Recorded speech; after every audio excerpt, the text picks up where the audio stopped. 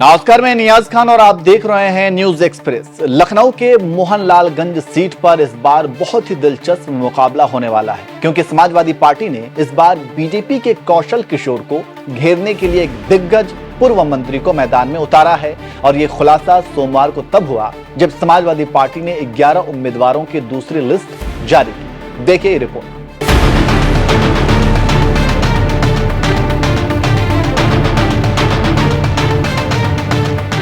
19 फरवरी को जब समाजवादी पार्टी ने अपने लोकसभा उम्मीदवारों की दूसरी लिस्ट जारी की तो इस लिस्ट में एक नाम ने सबको चौंकाया और ये नाम था आरके चौधरी, क्योंकि एसपी ने अपने उम्मीदवार आरके चौधरी को मोदी के मंत्री कौशल किशोर के सामने उतार दिया है। ये कौशल किशोर वही हैं जिनका नाम हमेशा विवादों में रहता है।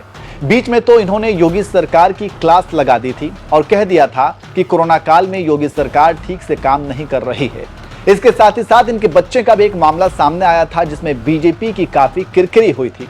अब उन्हीं मंत्री जी के खिलाफ अखिलेश यादव ने बड़ी राजनीतिक दांव खेला है, जिससे बीजेपी खेमे में निराशा है और बीजेपी इस जुगत में है कि वो किसे लड़ाए और किसे ना लड़ाए। मोहनलालगंज लोकसभा सीट आरक्षित है। इस समय इस सीट पर बीजेपी का कब्जा है। इस सीट पर बीजेपी के कौशल किशोर 2 लोकसभा चुनावों से जीत दर्ज कर रहे हैं।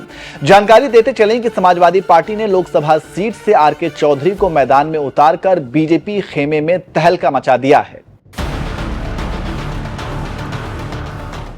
जानकारी देते चले कि आरके चौधरी बीएसपी की सरकार में कैबिनेट मंत्री रह चुके हैं। उसके अलावा वह मोहनलालगंज सीट से 3 बार लोकसभा चुनाव भी लड़ चुके हैं, लेकिन बदकिस्मती तीनों बार आरके चौधरी को हार का सामना करना पड़ा है। आरके चौधरी के बारे में एक बात दिलचस्प बताते चले कि 2019 में मायावती के साथ झगड़ा होने के बाद कांग्रेस में शामिल हो गए और लोकसभा चुनाव लड़ा, लेकिन हार मिली। फिर उसके बाद अखिलेश यादव की साइकिल पर सवार होकर निकल पड़े और अब मोहनलालगंज से मोदी के मंत्री के सामने खड़े हैं। देखना होगा कि इस बार क्या सफल हो पाते हैं या फिर हार का ही सामना करना पड़ता है।